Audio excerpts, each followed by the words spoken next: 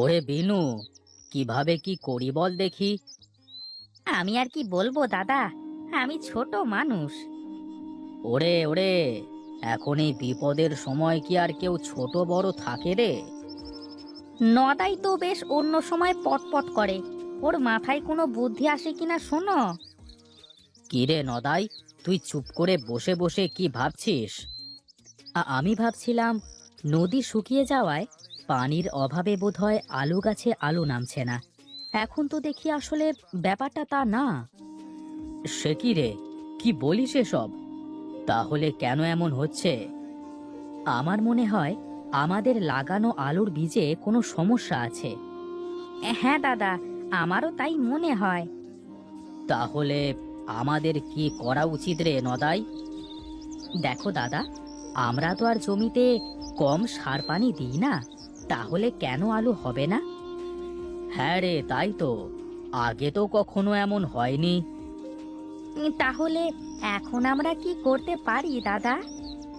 আমার তো চিন্তায় কিছুই মাথায় আসছে না রে। আমরা একটা কাজ করতে পারি দাদা।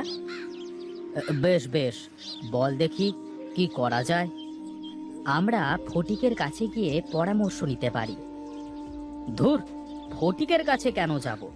আর ওর মতো পাগলের কাছে আমাদের গিয়ে লাভ নেই।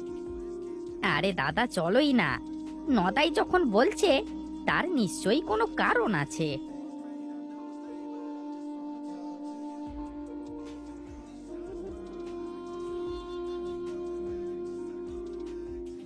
হে কি, কারা আপনারা? কি চান এখানে? আসলে আমরা এসেছি ফটিকদার কাছে। পাগলের কাছে আবার ভালো মানুষের কি কাজ থাকে শুনি?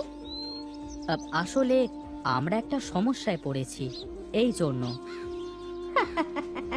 যাকে পাগল অপবাদ দিয়ে গ্রাম থেকে তাড়িয়ে দিয়েছেন আপনারা, আজ আপনারাই আবার তার কাছে? দয়া করে আপনি থামেন, আমাদের বলুন না ফটিক কোথায়? কোথায় আর যাবে? ওই জঙ্গলে গিয়ে দেখেন, কোথাও আছে হয়তো।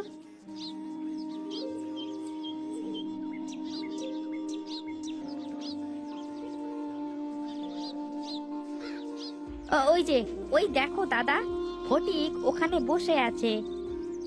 চল চল, আগে ওর কাছে যাই। আরে, এ কারা? আমি কি চোখে ভুল কিছু দেখছি? না রে ফটিক, সত্যি আমরা এসেছি। এ তো আমার সৌভাগ্য রে, যে তোরা আমার কাছে এলি। ফটিকদা, আমরা তো বিপদের মধ্যে আছি। কি এমন বিপদ হলো যে আমার কাছে চলে এলি? আসলে আমরা আলুর চাষে কোনো ফল পাচ্ছি না। আলু মনে হচ্ছে মাটির নিচেই শুকিয়ে যাচ্ছে। এ কি বলে, হারিয়ে যাওয়া ধন খোঁজা? এ, তোমারই রহস্যে ভরা কথা আমাদের মাথায় ঢুকবে না দাদা, একটু পরিষ্কার করে বলবে? ওরে, তোদের আগেই বলেছিলাম, মাটিতে এত কৃত্রিম সার, বিদেশি বীজ ব্যবহার করিস নে। হ্যাঁ, এখন তাহলে আমরা কি করব দাদা? আমাদের একটু বুদ্ধি দাও। আচ্ছা, তোরা কালকে আয়, আমাকে একটু ভাবতে দে।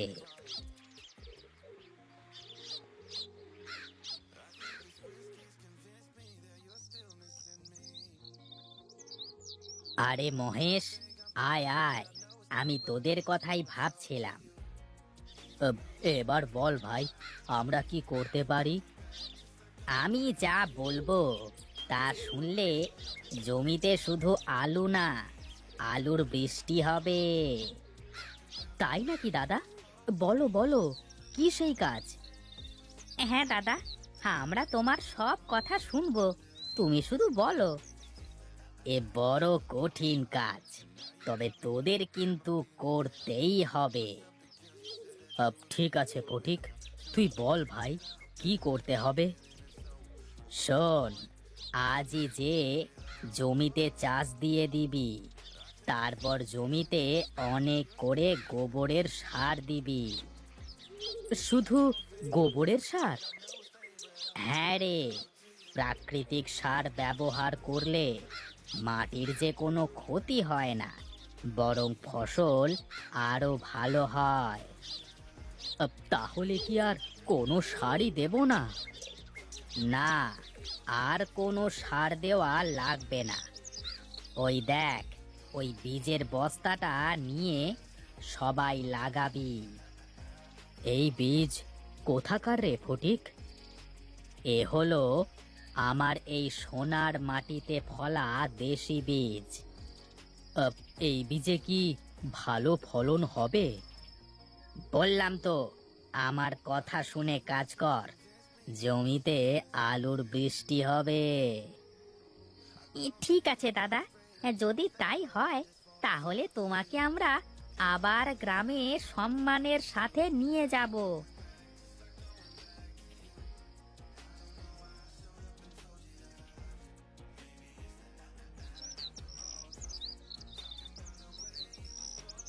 দাদা, আমার তো চাষ দেওয়া শেষ। তা জমিতে গোবরের সার কি দিয়েছিস? হ্যাঁ দাদা, সব হয়ে গেছে। কি রে বিনু, তোর কি চাষ দেওয়া শেষ?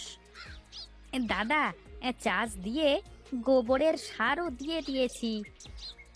বাহ বাহ, তোরা তো আমার থেকেও আগে রে। ওই পাগলটার কথা মতো কাজ করছি, না জানি কি হবে। তুমি দাও তো দাদা, আমাদের বীজ আমাদের দাও, আমরা জমিতে লাগিয়ে দিই।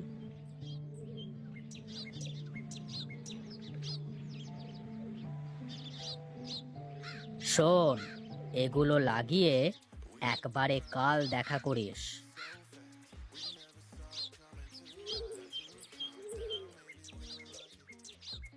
নে এখন তাড়াতাড়ি বীজগুলো লাগিয়ে ফেলি।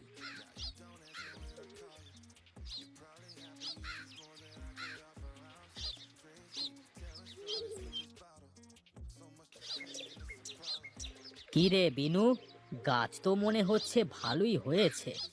এখন নিচে কি হবে সেটাই তো দেখবার বিষয়।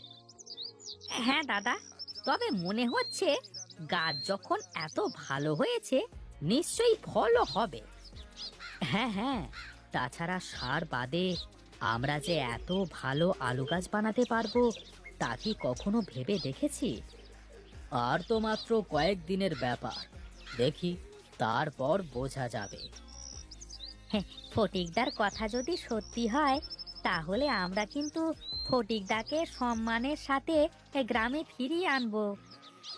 সে সময় হোক, তবেই দেখা যাবে। হ্যাঁ হ্যাঁ, আগে দেখি না কি হয়। হ্যাঁ হ্যাঁ, এখন চল তোরা সবাই বাড়িতে যাওয়া যাক।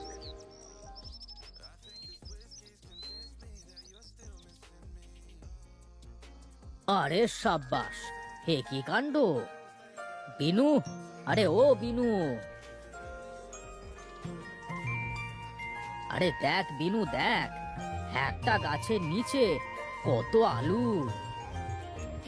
হ্যাঁ দাদা, আমার জমিতেও একই অবস্থা। একটা গাছের নিচে মনে হচ্ছে হাজার হাজার আলু। নদাই কি করছে রে? ওকে ডাক দে। ও নদাই, নদাই, এইদিকে আয় দেখি। কি দাদা, বিশ্বাস হচ্ছে না? ওই পাগলের কথাই সত্যি হলো।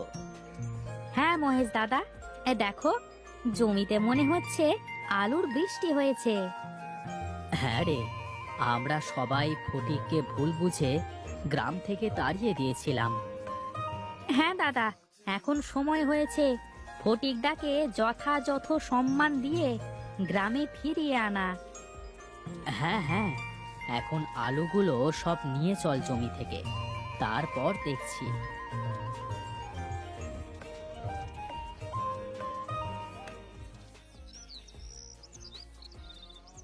আরে মহেশ যে, তা তোরা আবার কি মনে করে?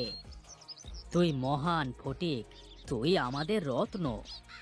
হ্যাঁ ফটিকদা, আমরা তোমাকে ভুল বুঝে গ্রাম থেকে তাড়িয়ে দিয়েছিলাম। আজ আমরাই তোমাকে গ্রামে নিয়ে যাওয়ার জন্য এসেছি। না রে, তা হয় না মহেশ। আমি আর ওই গ্রামে ফিরতে পারবো না। আর তাছাড়া আমার গিন্নি চায় না যে আমরা আবার ওই গ্রামে ফিরে যাই। তাহলে কি তুমি আমাদের পাশে থাকবে না দাদা? শোন শোন, আমি সব সময় তোদের পাশে আছি। যে কোনো বিপদে আপদে আমাকে পাশে পাবি। একবার ভেবে দেখ ফটিক, আমরা সবাই কত আশা করে তোকে নিতে এসেছি। না মহেশ, তা হয় না। আমি চাই আজ যেমন আমাদের গ্রামের মাঠে আলুর বৃষ্টি হয়েছে, তেমনি সকল ফসল যেন এভাবে বৃষ্টির মতো নামে। ও নিয়ে চিন্তে করিস নে মহেশ, আমি সব সময় তোদের পাশে আছি।